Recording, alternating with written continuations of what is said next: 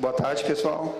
Bom, a JCL trabalha com troubleshoots, né? Como o professor Alisson já disse, que é um passo a passo que vai ajudar vocês a solucionar problemas. Mas o que nós queremos passar para vocês é não procurar soluções prontas, né? A ideia de se aprender a fazer um troubleshoot é para que vocês possam desenvolver as soluções, tá? Porque vocês conseguem ir muito mais longe. Já existem alguns troubleshoots prontos, né, de alguns fabricantes, mas eles são muito resumidos. E na maioria das vezes, né, o troubleshoot é feito para alguns testes e depois fazer a troca da placa. Então não tem avanço, né? Então nós vamos fazer isso aí com vocês. Quem me conhece aí, que vê minhas bagunças no Facebook, né? Vê que eu fico fazendo esses rabiscos aí, esses desenhos, mas isso aqui é a base dos meus estudos para depois poder elaborar um troubleshoot. Tá? Eu gosto de trabalhar muito com papel e caneta, porque quando eu desenho um circuito, eu me familiarizo com ele. Eu sei por onde que entra, por onde que passa e por onde que sai. E a base da análise é essa, né? É entender início, meio e fim, né? E sempre fazer análise de forma segmentada, de forma pontual, tá? Não que necessariamente vocês tenham que seguir todos os pontos, tá? Depois que vocês aprenderem a conhecerem esses pontos, vocês podem desenvolver atalhos, né? E usar esses atalhos. Algumas medições aqui, elas parecem até ser um pouco infantil, tá? Porque são muito óbvias, mas nós vamos mostrar, porque eu acredito que alguns técnicos, às vezes, esquecem o básico, né? Ele pensa na análise, ele pensa em fazer procedimentos mais avançados, né, de solda, né, e esquece de colocar o celular para carregar, né? O celular chega na sua assistência com uma reclamação de que não está carregando e o técnico já desmonta, né? Então vamos fazer o básico primeiro. Esse rabisco que vocês estão vendo aqui seria um estudo para o iPhone 6. Os dois principais componentes, né, envolvidos no carregamento de baterias dos iPhone 6 é o Tigris e o TriStar. Né? O TriStar é aquela interface de varredura, né, que reconhece o cabo, que vai validar, vai dar as permissões aí para a carga começar. E o Tigris é o SEI de carga, né? Alguns professores aqui já falaram de alguns componentes eletrônicos, detalharam as funções de cada um deles, e nós temos aqui na saída do Tigris, né, um indutor, uma bobina, né, mais conhecido como a bobina, que é um componente simples, só que com uma função bem complexa, né? A bobina é um indutor, né, a sua grandeza, né, a sua propriedade principal é a indutância. A indutância nada mais é do que a passagem, a oposição, né, a passagem da corrente através de um campo magnético. A variação desse campo magnético, ela cria uma outra propriedade que é chamada de força eletromotriz. É isso que uma bobina osciladora faz. Tá? E quanto mais rápido for essa variação, maior vai ser a frequência. E quanto maior a frequência, maior a reatância indutiva. É o que vai fazer essa bobina aí se carregar e descarregar lá na frente. Então isso aqui é um switch, é uma saída de um SEI de carga. Todo SEI de carga, ele necessita desse switcheio aí na saída do SEI, né? Então é um componente bastante importante e é um componente que não pode ser trocado por um jumper, que alguns fazem isso, né? Nesse rabisco, né, vamos tratar assim, eu tenho aqui um estudo que eu fiz para o iPhone XR, para o circuito de carga do XR. Ele sofreu algumas mudanças, né? No caso do XR, ele não tem mais o Tigris, é o Yanzi, que é o SEI de carga. No lugar do TriStar, nós temos o Hydra, né? E a maior mudança, né, que houve é que o Hydra, ele deixou de receber a malha de 5 volts que vem do cabo. Então ele vai deixar também de apresentar defeito, ele deixou de ser a bola da vez, né? Então vocês vejam ali pelo rabisco ali que a linha de 5 volts, ela vai para o Yanzi. Aí o Yanzi vai mandar 2 amostras, né, dessa tensão de 5 volts, uma que vai para um componente chamado USB-PD e uma outra amostra para o Hydra. Aí sim, os 2 componentes juntos vão testar, vão validar, e a partir daí o Hydra vai habilitar uma malha chamada Valid Charge. Essa é a malha que vai habilitar o nosso Yanzi a carregar. E até mesmo o monitoramento da bateria, a partir desse modelo, foi modificado também. Aquele protocolo HDQ, onde a bateria fornecia 1.8 volts na malha Batsui, não se faz mais necessário nesse modelo, porque esse protocolo foi trocado pelo I2C, e o I2C ele recebe uma tensão 1.8 de uma malha Always. Então a bateria desse smartphone não necessita mais fornecer essa tensão aí para esse tipo de de monitoramento.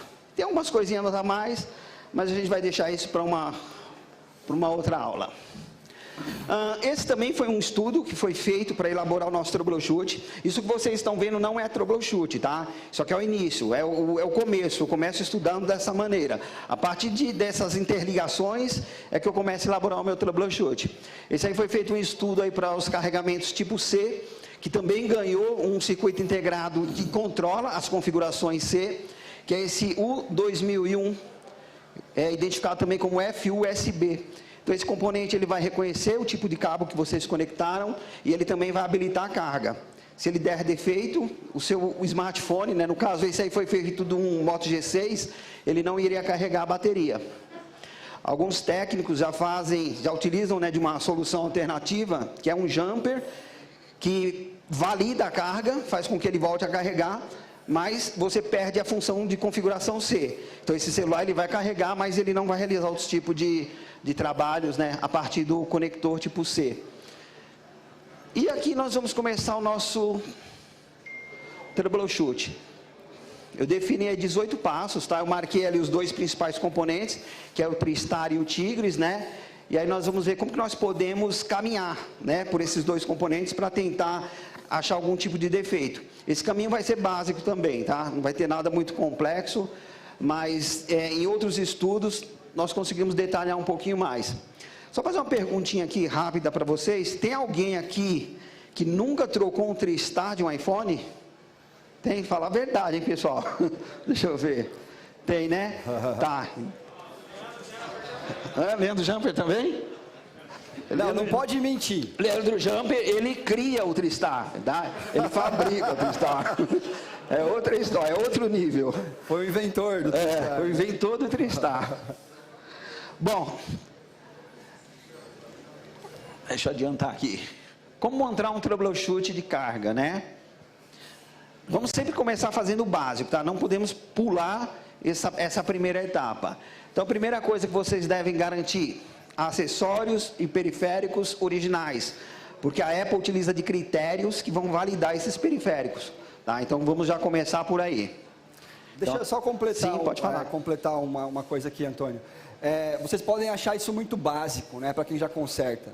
Mas para quem não conserta, se não tiver um cabo bom, que passa a tensão de 5 volts ali, se você mede o cabo, não chega os 5 volts, né, se você não tem uma bateria confiável, uma bateria de qualidade, para você conseguir aferir, medir a placa, né, você não tem um carregador legal, um dock original, para ter a certeza que está mandando a carga certa para a placa, para você conseguir aferir com clareza, né, tudo dá errado. Então, esse princípio de tudo é importante, né? E antes de passar para o Antônio continuar isso aí, pessoal, a gente está habituado a achar algumas coisas, né? Tipo, pô, não está carregando, é o Tristar. E vai lá e já troca o Tristar. E, pô, tá com a base, não tem sinal, está buscando, é base band. Vamos lá e já rebalar a base band. Né? Tem alguns defeitos crônicos aí do iPhone que a gente está acostumado a fazer. Porém, sempre tem que medir.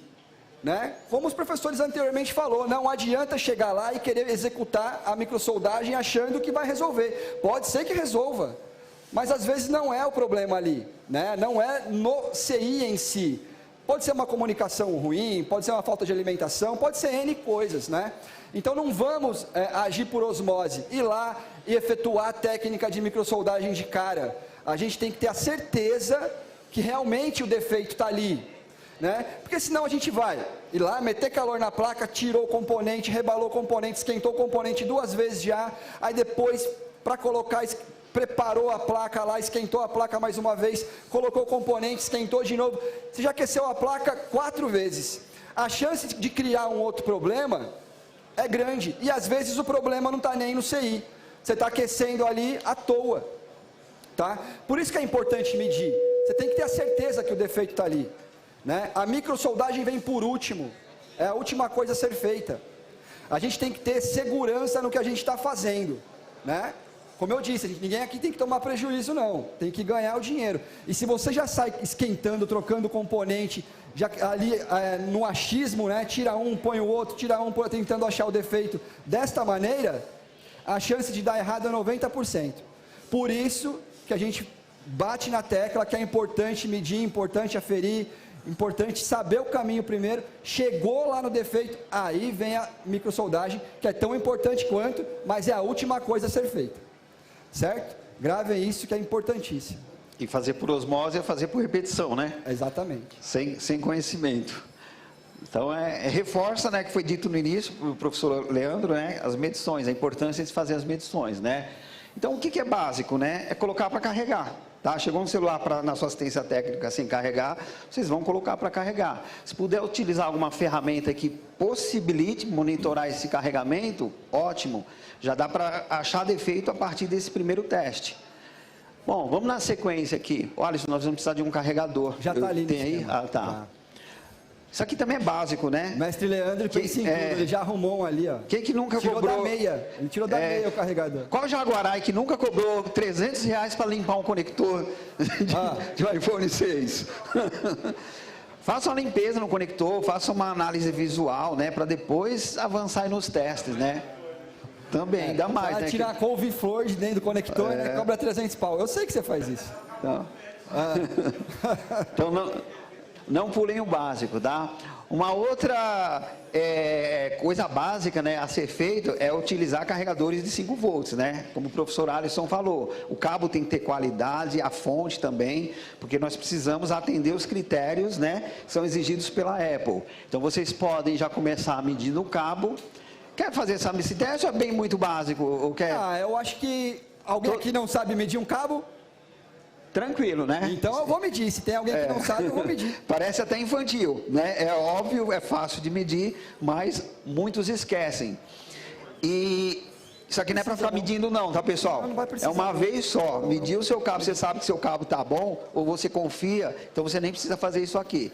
Então é como eu falei no início, alguns passos podem ser pulados. Espera aí, deixa eu me ajeitar aqui. Vamos ver, né? De repente esse carregador surgiu aqui do nada. De quem que é? É seu? É do Eric. Então esse aqui é Mega Turbo Hard. Cadê? Está aparecendo algum... tá ali. Tremer é normal. 5 volts, passou no teste, né? Então validamos aí o primeiro ponto do nosso troubleshoot. Segundo ponto a ser testado. Essa energia tem que passar pelo dock, né, para ser entregue à placa. Então, vocês vão conectar no dock, fazer a mesma coisa. Ó. Nas duas extremidades do dock, vocês vão encontrar, de um lado, o GND e do outro lado, os terminais que dão origem à nossa malha V-Bus, né, que é a malha de 5 volts. Então, podem fazer esse teste também. Vou esperar o professor fazer. Quem perguntou? Sim, 5 volts. Não, é 5 volts, mas não é nos mesmos terminais. Tá? Muda de lugar. Aqui o positivo e negativo é nas extremidades. Depende do iPhone, muda. Aí vocês buscam informação sempre no esquema elétrico. Sim.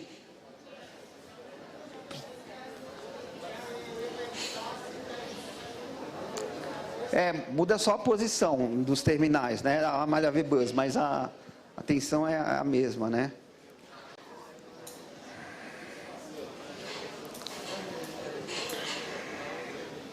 Esse dock tá sinistro, hein? Tá. E se não passar no teste aqui, os outros também não vão passar, né? Mas aí a gente já acha o defeito. Passou, 5 volts, né? Tá, fizemos duas coisas bem óbvias, bem básicas, né? E conseguimos aí ter êxito. Aí tem mais algumas coisas básicas também, tá? Nós temos que garantir que essa bateria não esteja totalmente zerada, porque ela precisa se mostrar para o CI de carga, né? Então, vocês vão fazer o teste na bateria também, entre o GND e o terminal positivo, e nós vamos marcar esse valor aí que essa bateria apresentar. 4 volts. E mais um segundo teste na bateria, tá? Que para o iPhone 6 é importante, que é medir o terminal do meio, que esse terminal vai habilitar uma malha chamada Batsui, e é essa malha aí que vai ajudar o circuito integrado a monitorar o nosso carregamento, tá? Então, aí geralmente tem que ter metade do que vocês mediram, ó, tá lá, 2 volts, né? Então, passou nos testes.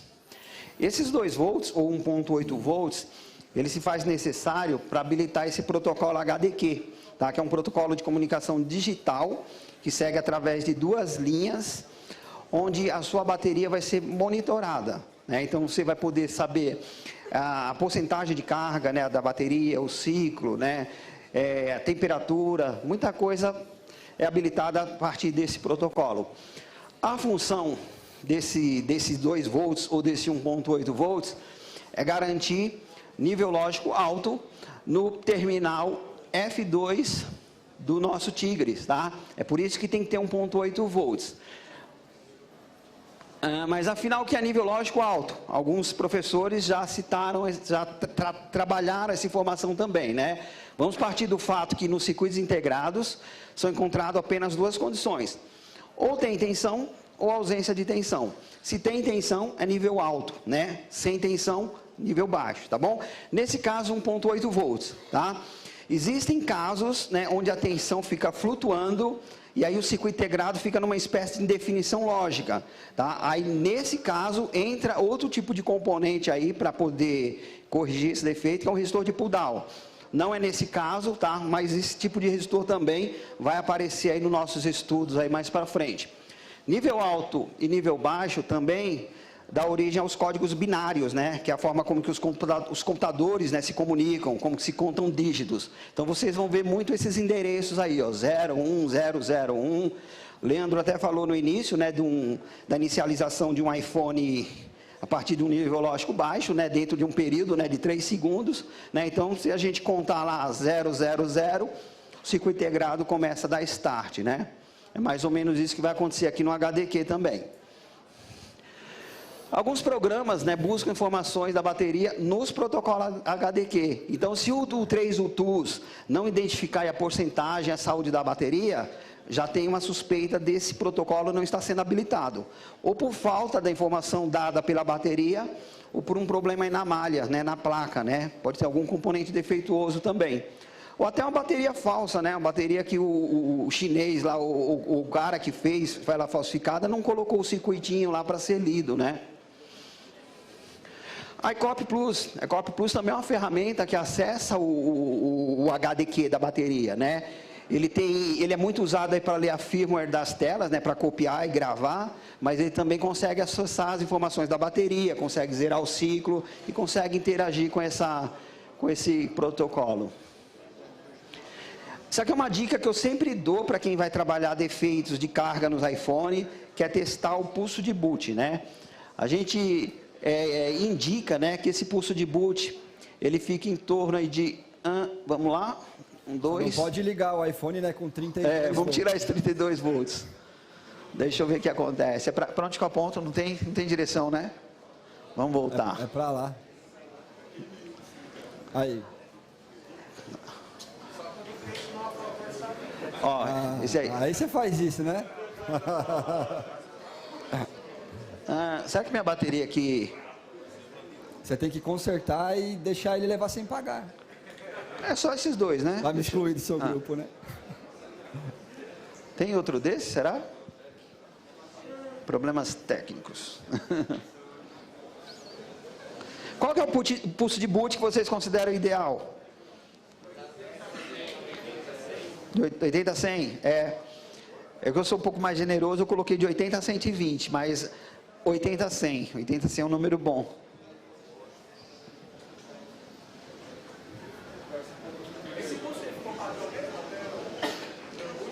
Sim. Tem smartphones que têm valores diferentes, né? Tem uma tolerância, aí a gente tem que estar sempre testando, né? Não pode ser... passou 110, não, tá zoado, não. Né? Tem uma tolerânciazinha, né? 120. Conseguiu ver o controlinho? Não, ele está dando uma olhadinha lá, probleminhas técnicos. Aí a gente já volta.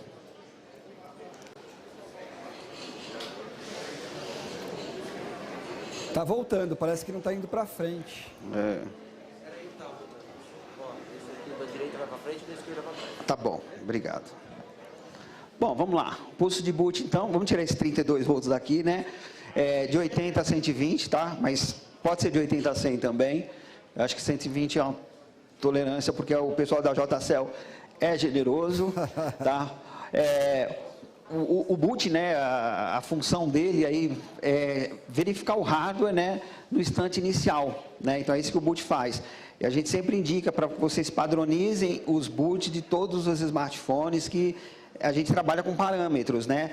Se eu tenho lá 3 parâmetros, né, que se mostram, né, como sintomas defeituosos, então eu tenho mais certeza de que esse defeito existe, tá? Para a gente não trabalhar com diminuir as margens de erro, né?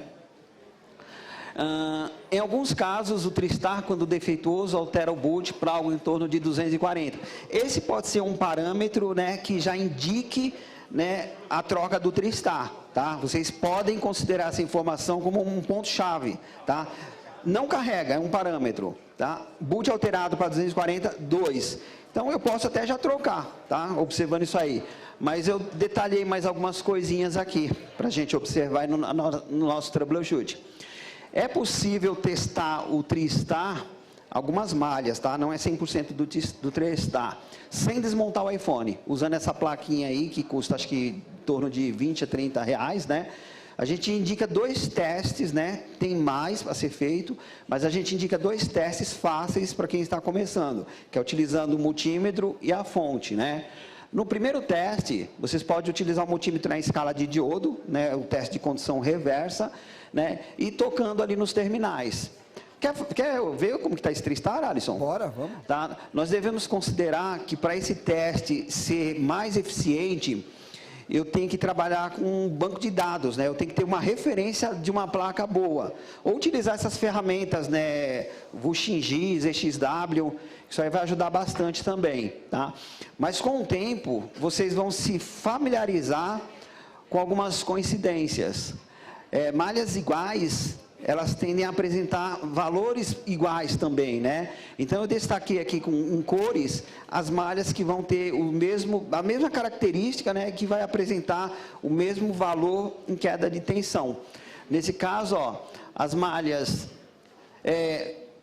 aqui seria diferente, o número 34, 20, né? Mas eu vou considerar na plaquinha, tá? Na plaquinha, o terminal de número 1 e o terminal de número 5... são as malhas de detecção do cabo, né, que reconhece o tipo de cabo, eles têm que apresentar os mesmos valores, tá? Então, o professor Alisson vai fazer um teste, e aí a gente já anota. Ô, Leandro. Tá. Ah, não. Mas como estava sem GND, mas... Está em escala de tensão, não, dá para né? ligar aqui no terra, né? Não, dá para ligar no terra aqui, na fonte. Não dá, né? Ah, é verdade, bem lembrado. Eu gosto bastante de usar o teste de condição reversa, tá? Ele dá para achar bastante defeito, tá? Ele não pode ser o único, mas ele tem que ser um dos que vocês vão aplicar aí para fazer o seu mapeamento de placa, né? Só depois quando for injetar. Vamos ligar a reversa agora, né? Lembrando, esse teste é estático ou a frio, tá bom? A gente não deve alimentar a placa nesse momento. Já tá, né? Deixa aqui no esquema. Reversa, já está trocado ali já? Ou não precisa? Já está não. Tá. Bora. Vamos pegar as parecidas, Alisson? Aqui, né? Deixa eu mostrar aqui para vocês. Dá para ver aí? Ah, não vai dar tanto para ver. Não vai ficar a placa inteira. Ah, mas vocês conseguem ver o valor aí, tá? Começa pelo 1. O terminal 1, né? 392. Isso é dado em milivolts, tá? Em tensão, né? Ó, vamos fazer assim, para pegar uma dinâmica. Pegar as iguais, a 1 e a 5. Aí a gente já mata essas duas, né? Elas têm que apresentar valores iguais. 400 e volta um pouquinho na 1. Ah, apagou. Voltou. Voltou? Voltou. Tá dentro. Tá dentro. Se tiver uma tolerânciazinha aí, a gente considera tá igual, aí. Tá igual. Isso. Tá iguais. Esse teste tem tolerância, tá, pessoal? Multímetros diferentes também alteram-se os valores.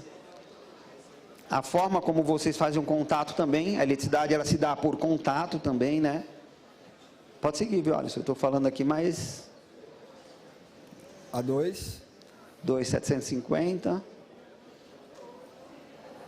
A 2 e a 3, se vocês observarem aqui nas malhas, são as linhas de dados, tá? Elas são iguais. Então, mesmos valores. Depois a 6 e a 7, né? Ó, 6 e a 7. Isso. Mesmos valores. Agora a 4.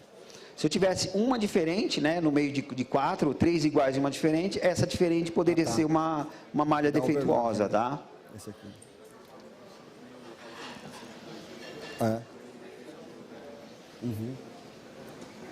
É, que já tá, é que dá overload. Né? Então, a 4, alguns vão achar, ou vão definir isso como linha aberta, né, open line, tá? Mas nesse caso aqui, é o tipo de medição que está sendo feita que não está sendo suportada pelo multímetro. Então, vamos chamar esse open line, OL, de overload, né, que seria uma sobrecarga, tá? Então, esse caso aqui não é defeito, vai de multímetro para multímetro, tá bom?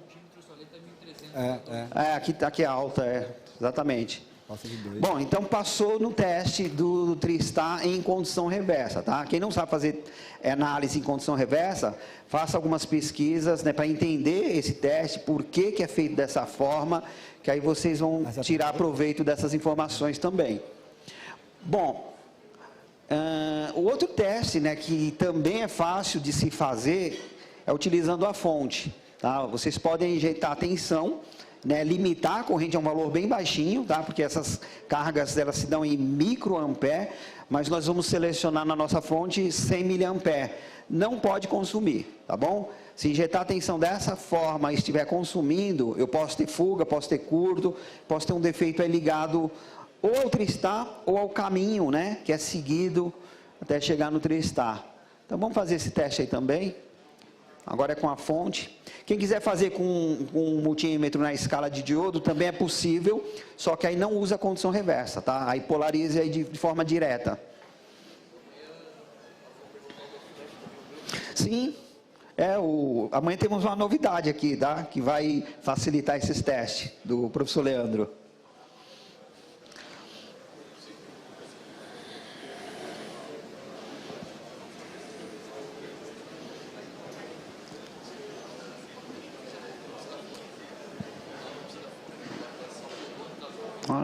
Legal, hein?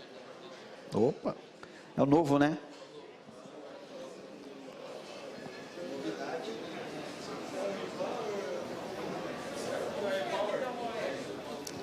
Não entendi.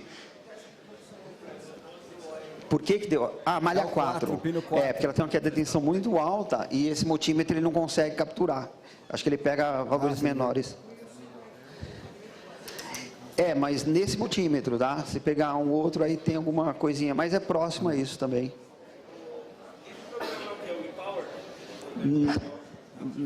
Cadê? Não. Peraí. É a fonte, é uma fonte digital, né? A FR tem essa fonte, nós temos lá na JCL Software, é um pouquinho diferente, talvez não seja a FR essa aí, mas... muito boa aí para trabalhar com aula. Agora foi. Mas está consumindo. Agora... a gente mede diferente. Não pode consumir, na verdade. É ao contrário. A gente mede na escala de tensão mesmo.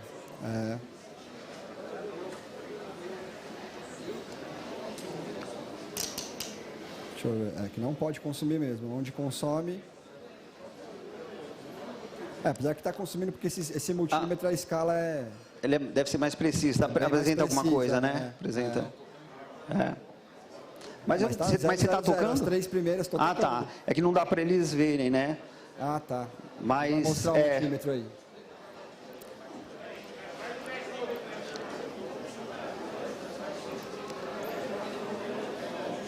Agora não estou tocando.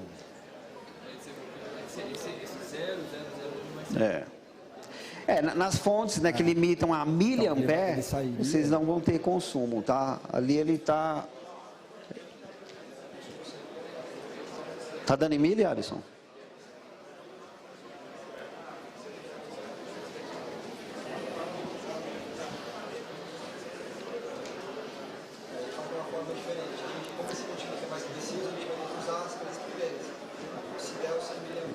Sim, ele não pode consumir em miliampere, né? Porque aí já seria ou fuga, né? Vai, pino 1.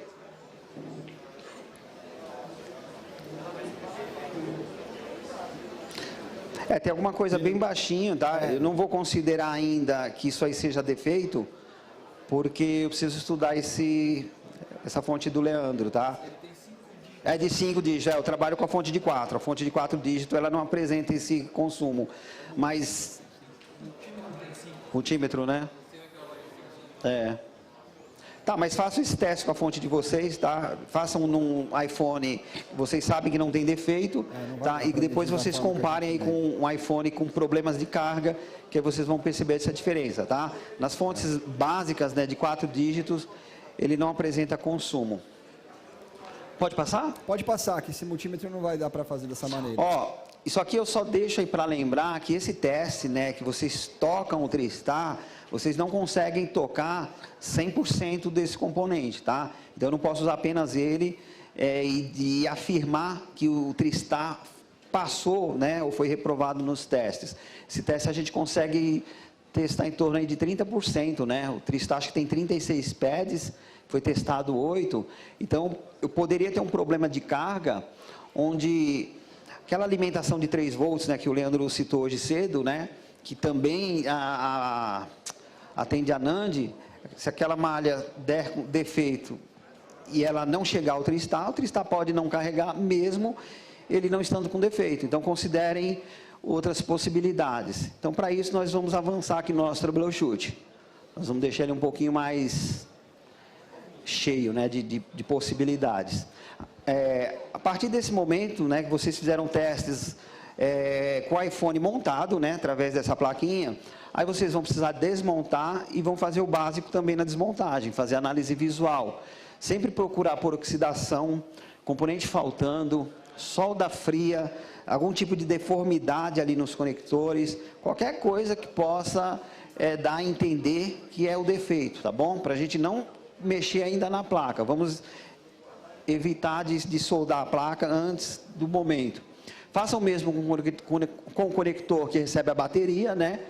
Ele tem aquele terminal do meio ali que vai habilitar a nossa BAT-SWI. Muitas vezes isso aí afunda, ele amassa, né? Quando o técnico tira e coloca a bateria várias vezes. Então vocês podem ter um defeito a partir daí. Bom, agora vamos aos primeiros testes na placa, né? Vamos ter que abrir o esquema elétrico, é claro, né? Identificar o primeiro ponto de teste para medir a tensão do cabo já na placa. Para isso nós vamos seguir a malha PP5V0 USB.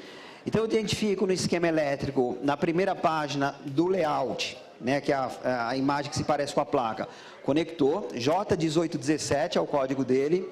Aí eu pego ele em forma esquemática, né, eu vou avançando aí pelas páginas do esquema elétrico e tento chegar na página que me mostra um test point.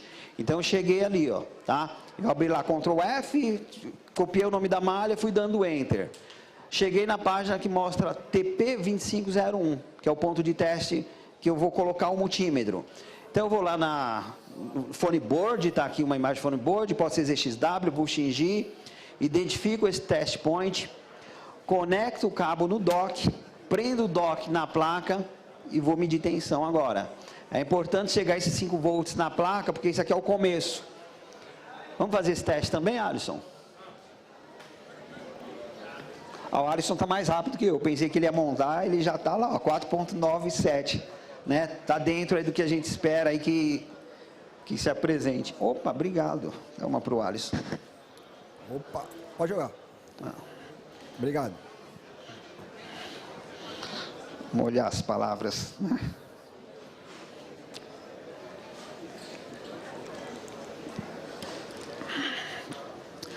Pena que não é uma Brahma, né? Brahma é com raposo. Não, Brahma é com raposo, uma Skol. Bom, passou, né? Validamos mais um ponto de teste básico, tá? Agora faça um segundo teste medindo no conector da bateria. Um iPhone que esteja em condições de carregar a sua bateria, mesmo sem a bateria, ele vai tentar fazer esse processo. Então ele deve apresentar de 3.5 a 3.9, vocês estão vendo lá na imagem, o professor Alisson já está testando. Então, passamos em mais um ponto, né? Foi aprovado também. Terminal do meio da bateria, tá? Identifiquem sempre, né, qual que é o positivo e qual que é o negativo, para não testar errado. Tem outro teste também que eu considero útil em algumas placas, é medir a tensão da bateria na placa. Porque fora da placa é uma coisa, na placa pode acontecer alguma coisa diferente. Por exemplo, se eu tiver um curto, o sistema de proteção da bateria ele é acionado, aí ela desarma. Então eu posso medir aqui e perceber defeito, já considerando aquele primeiro teste que foi feito com a bateria fora do iPhone. Acho que tinha 4 volts, né? Vamos fazer esse teste agora, só medir a bateria aí. Não desarmou, está 4.3 porque já deu início à carga. Então, nós temos aí mais um ponto que foi validado. Retorne ao esquema elétrico para continuar os testes na placa. Então, nós temos mais coisas a ser feita, né? Então, nós vamos voltar lá para o J1817, voltar a pegar ele em forma esquemática. Vamos sempre considerar as malhas, né, que tem a ver com o defeito, tá? Elas ficam em negrito, mas nem todas aí em negrito tem função de carga, tá? Então, vamos se concentrar primeiro na PP 5V0 USB, e aí depois nós vamos considerar outras, tá?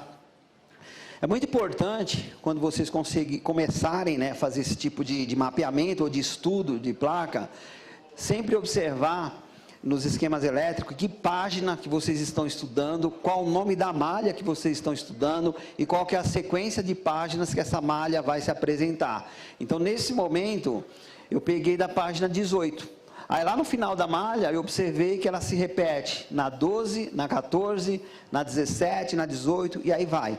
Por conveniência, eu vou para 17, tá? Eu estou na 18 e vou para a página 17, seguindo PP 5V0 USB. Cheguei na página 17, peguei lá no final da página, tem o mesmo nome, então eu estou na malha certa. Vejam que ela passa por um MOSFET, né, que é uma espécie de transistor. Ela muda de nome na saída do MOSFET, ela vira PP, que é Power Positivo, TRISTAR, PIN. Esse PIN seria Power Input, né? Então é uma tensão de entrada. Ela deixou de ser uma malha grossa, né? Deixou de ser uma malha de carga, mas ela precisa ainda chegar com 5 volts para o TRISTAR. E é o TRISTAR quem vai validar essa malha.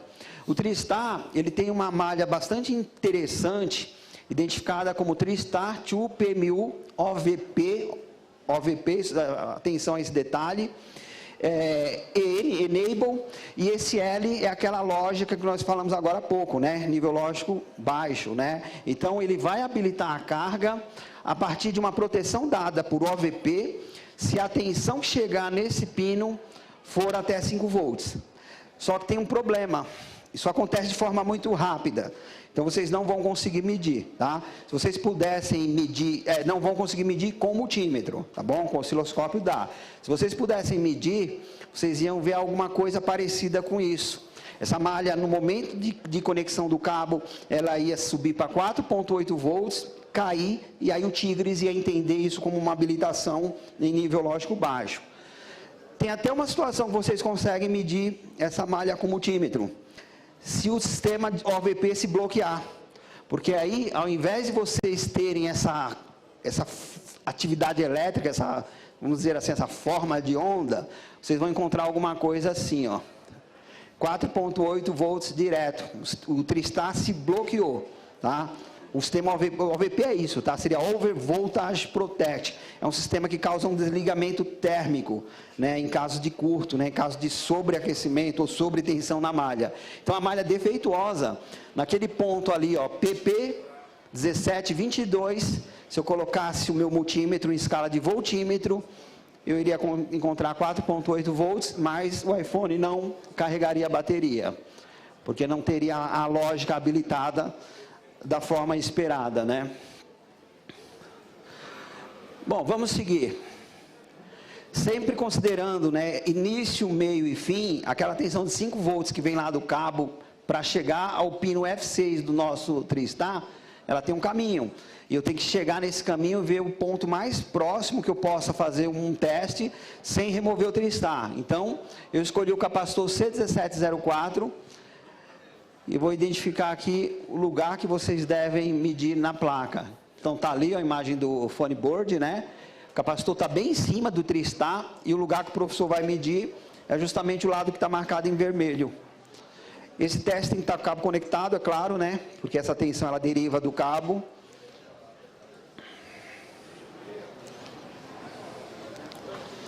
Passou no teste, tá? Tem alguma coisinha um pouquinho menos, mas é aceitável. Então, passou no teste de alimentação do tristar, tá? E lembrando, o tristar não é SEI de carga, tá? Nesse momento, ele recebeu um aperto de mão, né? Ele está entendendo que o que está conectado ao dock está ali para carregar a bateria. Se for dentro daquele valor, né, que nós consideramos adequado, aí ele vai habilitar o Tigres. Aí as coisas caminham para frente. Ali eu deixei marcado ali rodando o nosso MOSFET, né?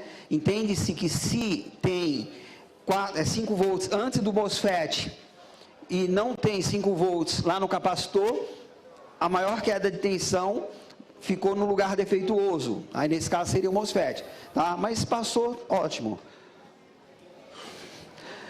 Vamos continuar agora aferindo as tensões, só que não tensões dadas pelo cabo, as tensões de alimentação do tristar, porque ele é um circuito integrado, então ele depende de outras tensões para ele poder receber a tensão do cabo e começar os processos de carga.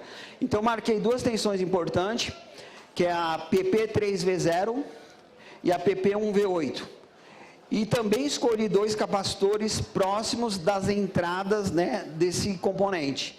Então, vou mudar aqui a imagem, e está lá em cima, ó, 3 volts e 1.8 volts. Se falhar uma dessas duas aí, pode colocar 10 tristar, que não vai carregar, tá bom? Por isso que a gente sempre repete, tá? Medir, medir e medir. Só que podemos enxergar atalhos, né, e pular alguns desses testes. Eu mostro todos, né, para tentar ser o mais didático possível. Mas o técnico não precisa repetir dessa mesma maneira, tá bom? 2.9, aceitável também, e 1.8. É que estão muito próximos, mas está encostando... Aí, agora deu, Alisson. 1.8. 3 e 1.8. Então, passamos em mais um ponto aí do nosso troubleshoot, né? Eu deixei marcado aqui essas duas malhas, que é de detecção do tipo do cabo, né, o cabo Lightning, mas eu não vou testar elas agora, porque nós já fizemos o teste com aquela plaquinha verde, né? E dentro daqueles 2 testes, a gente já consegue entender se apresenta defeito ou não. Tá? Aqui eu estou marcando com 2 setas, né, os 2 pontos que foram tocados com aquela plaquinha verde, tá bom? Lembrando que aquela placa, ela toca o tristar através do dock, tá? E dentro desse caminho, existem componentes também que podem apresentar defeito. Então, nem sempre é o tristar. A gente deve entender se o defeito está no início, se está no caminho, se está na malha, se está em algum componente preso, pendurado a essa malha, ou se o defeito é do circuito integrado. Tem que relacionar todos. Vamos seguir aqui então.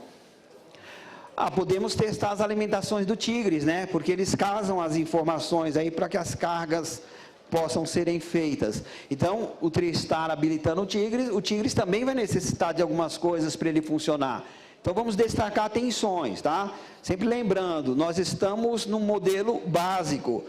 Mais à frente, né, não no dia de hoje, nós podemos testar comunicação, linhas de reset, AMUX, né, que são as linhas de interrupções, tem muita coisa a ser testada num circuito integrado. É importante que o técnico ele também conheça todas as bases de funcionamento do CI, né, para ele não se prender apenas a medir tensão. Tensão é o básico, é o mais fácil que vocês podem estar fazendo, né? Eu destaquei aqui também pontos importantes, né, para a gente testar, só que não mais no tristar, agora é no Tigres, né, que é o nosso CI de carga.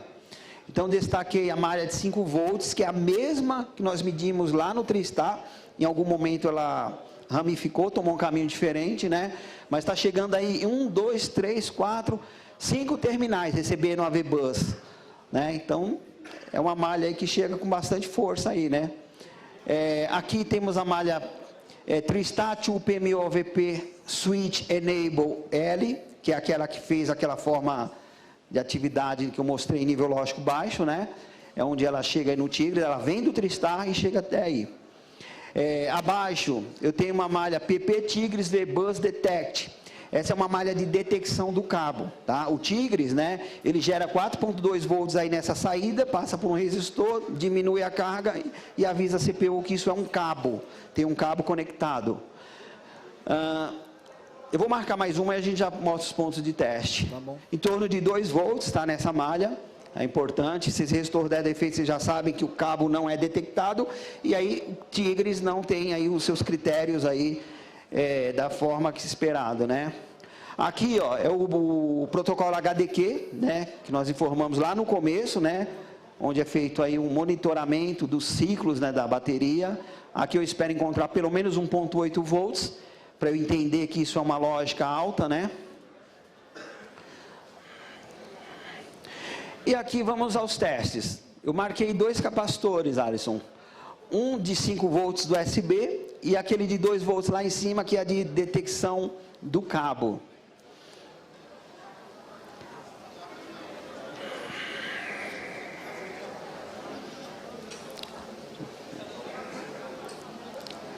$5 volts, passou no teste, né?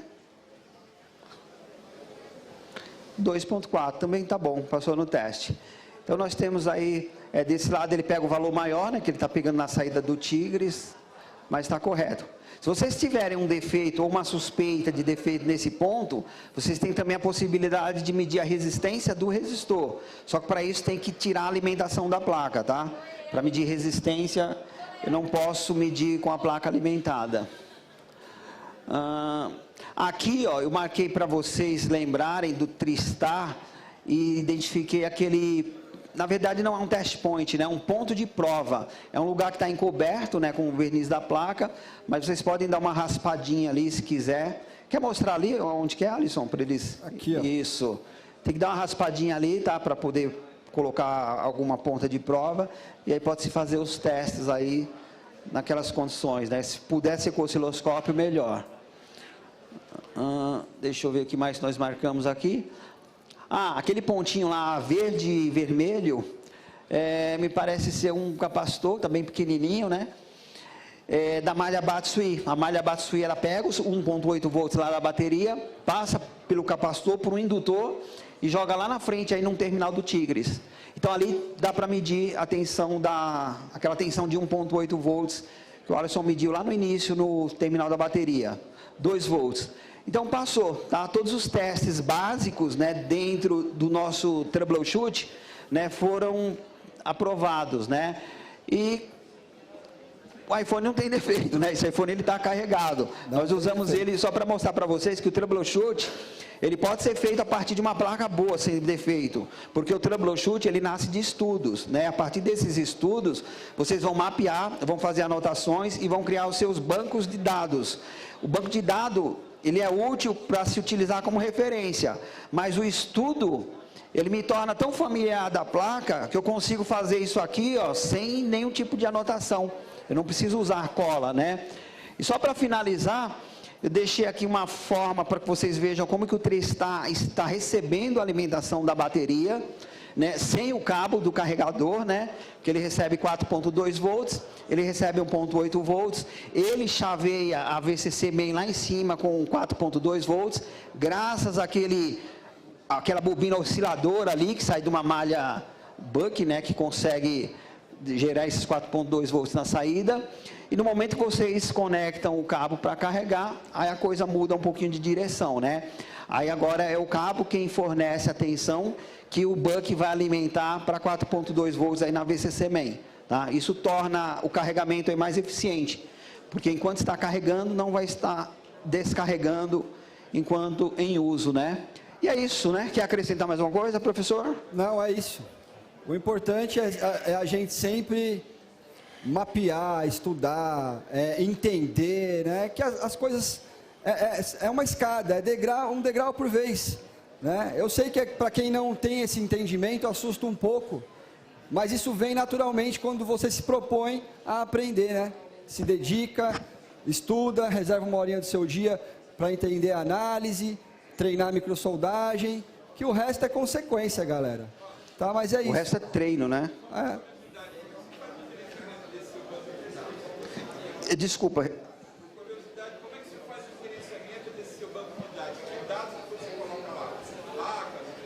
Então, eu faço um estudo, né? Eu pego um modelo de placa, né? É claro que o estudo é feito com esquema elétrico, né? Só que eu consigo, né, buscar mais informações que o esquema não apresenta e vou fazendo anotações. É como o Leandro disse aqui no início, né? É testando, né? Se você puder usar uma placa boa, é a melhor placa que você tem para estudo, porque a partir do momento que você está analisando uma placa defeituosa, você está anotando apenas defeitos, né? Então você não vai saber se essa anotação ela é uma situação boa ou ruim, tá? Então tudo que foi colocado aqui, eu acredito que 50% é informação do esquema elétrico e os outros 50% é informação nossa, nós vamos testando lá. Tá? Então faça isso, engenharia reversa é isso, né? É você pegar alguma coisa que está funcionando lá, mapeamento de placa, né? Hoje se fala muito em mapeamento de placa. É isso, é fazer anotações. Tá? Por isso que no início lá eu deixei aqueles esboços, porque eu começo dessa maneira. Tá? Eu começo rabiscando no papel mesmo. Tá? Eu acredito que se eu usar papel e caneta, eu fico muito mais familiar do esquema, né, do que quando eu estou utilizando apenas o esquema elétrico. A gente consegue ver tudo ali numa imagem, mas é estudo, tá? Só que para se fazer os estudos, aí vocês têm que seguir algumas dicas do Odaí.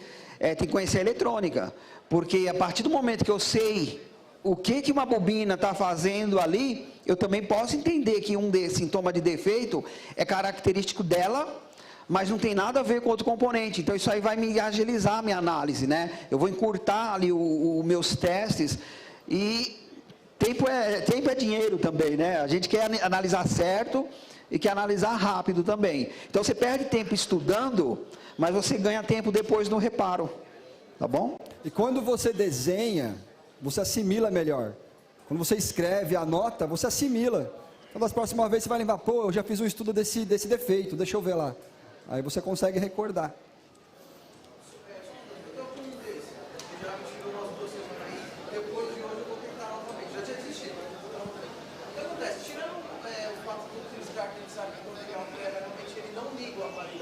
Não, tem uma interrupção também. Só que ele não liga. Tipo assim, ele consome 0,600 mAh. Ele não teria que ligar no iPower uma vez que Então, é que depende do tipo do consumo que ele apresenta e do tipo de inicialização que o equipamento necessita, né? A partir do momento que ele mata uma malha, né, que faz parte da inicialização, né, ele pode ficar impedido por isso. A partir do momento que um circuito integrado ele tem malhas de interrupção, AMUX, OVP, ele também pode interromper uma alimentação. Esses dias eu peguei um Samsung, um A30, que ele tinha um consumo 60 mA, e esse consumo ele derrubava a malha power. A malha power era para ter 4 volts e ela só tinha 1 volt. Né? Então é um tipo de defeito que ele se apresenta em um setor, mas ele acaba se manifestando em outro. Né? Então tem que considerar tudo isso aí, tem que considerar quem que está interrompendo, né? Que tipo de sintoma ele pode apresentar, e aí vocês padronizarem. Né? Aquele defeito dos iPhone aí da alimentação da NAND de 3 volts, né? Sempre trava, né, de 1.200 a 1.800, né? E trava de forma secundária, né? Depois que você aperta o botão power, aí a corrente congestiona, né? E o Power Manage que regula tudo isso aí, né? O Power Manage está regulando a corrente lá, então ele acaba desprendendo mais calor do que o lugar que está aquecendo, né? Então o que eu faço hoje para mim poder fazer mais análises? Eu anoto tudo, tá? Qualquer defeito que se apresentar ali na minha bancada, eu anoto, porque eu penso no amanhã, tá? Se amanhã entrar um outro smartphone que apresente esse sintoma, eu já tenho alguma coisa ali para consultar. Então, é estudo, continua sempre estudo, né? Falar alguma coisa? É isso. É isso? Então é isso, tá, pessoal? É isso? Obrigado, viu?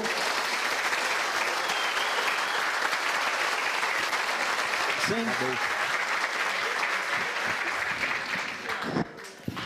E não se acomodem, porque a gente fez um estudo, uma pesquisa, 50% dos técnicos iniciantes, de até 1 ano, 2 anos, tem muito mais conhecimento do que técnico antigo acomodado. Então, continuem estudando, é isso aí, esse é o recado. Vai para cima.